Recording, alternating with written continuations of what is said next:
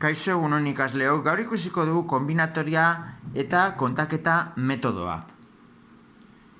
Kombinatoriak aztertu egiten ditu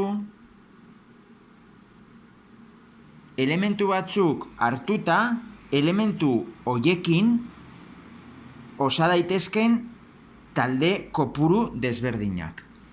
Bai? Hau da, elementu batzuk izan da, zenbat talde egin daitezken elementu guzti horiekin, bai? Horretarako kombinatoriak erabiltzen ditu algoritmo batzuk edo estrategiak deiturikoak, bai? Edo formula berezi batzuk. Orduan, kontaketa metodorik garrantzitsuenak dira bi. Bada biderketaren metodoa eta bestea da zuhaitz diagrama.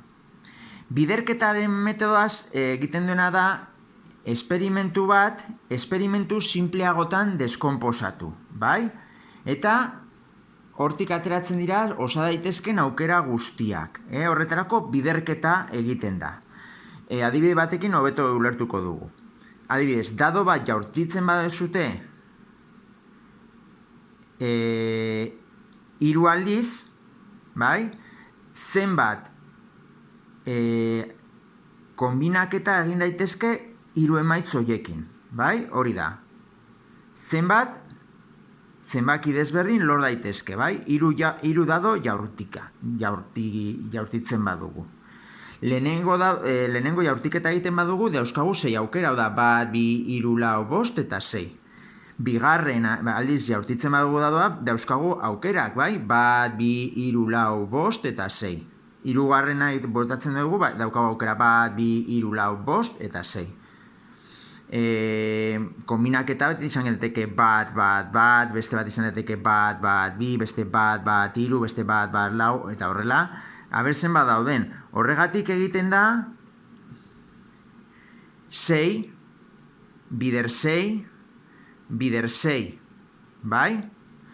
Orduan, izango genuke 216 emaitz posible desberdin, bai? Emaitz posible desberdin. Hau da, lehenengo aukeratik, adibidez, bat baldin bada, bigarren aukera izan daiteke 1, 2, 3, 4, 5, 6, bai? Hor daukagu 6 aukera, eta horietatik ateratzen dira beste 6 aukera, bai? Bueno, guztira 216. Beste bat, izango litzateke zuhaitz diagrama. Bueno, zuhaitz diagrama da, biderketaren metodoa bezala, baina adar bakoitzetik ez dira beti aukera berdinak ateratzen guztietan, erro guztietan, bai? Adibidez, lehen bezala esperimentu simpleagotan deskonposatu egiten dugu, bai? Adibidez, baldin badaukagu, adibidez, 2 galtza pare, bai?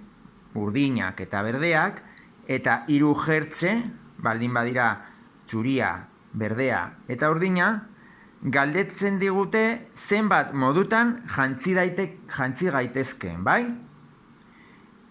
Orduan, lehenengo esperimentutik izan daitezke edo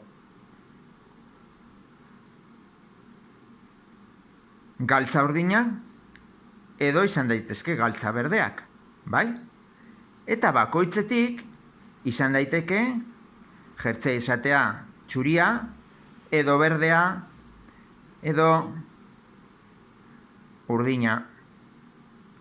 Bai, izan daiteke galtza berdekin, izan daitezke galtza txuria, galtza berdearekin izan daiteke jertze txuria, jertze beltza edo jertze urdina. Beraz, azkenean ditugu 1, 2, 3, 4, 5, 6 aukera desberdin, bai? Zuhaitz diagrama osatu dugu. Izan daiteke galtza txuria eta jertze txuria, galtza urdina eta jertze txuria, edo galtza urdina eta jertze berdea, edo galtza urdina eta jertze urdina, edo baita ere izan daiteke galtza berde, jertze txuria, galtza berde, jertse berdea, galtza berde, jertse urdina. Bai? Beste adibide bat izan ditzakegu, adibidez goaz jatetxe batera, eta imaginatu ditugula bi plater. Bai? Lehenengo platera izan daiteke pasta edo lekak, eta bigarren platera izan daiteke arraina, haragia eta kroketak. Adibidez. Zenbat modu ditugu menua osatzeko. Ikusten dezute hemen argi dago daukagula. Lehenengo platera pasta edo lekak. Eta pasta izan da, bigarrena izan daiteke bigarren platera arraina edo haragia edo kroketak. Edo lekak baldin baditugu, orduan izango litzateke arraina, bigarrena edo haragia edo kroketak. Beraz, zenbat menu posible ditugu? Hemen dauzkagu 6 osto, 6 emaitz. Pasta arraina, pasta haragia, pasta kroketak, edo lekak arraina, lekak haragia, lekak kroketa. Bai? Eta horrek osatzen du lagin espazioa. Lagin espazioa deitzen zaio aukera guztien multzoari. Bale? Bueno, hau da, kombinatoria eta kontaketa metodoi buruz jakin behar dezutena.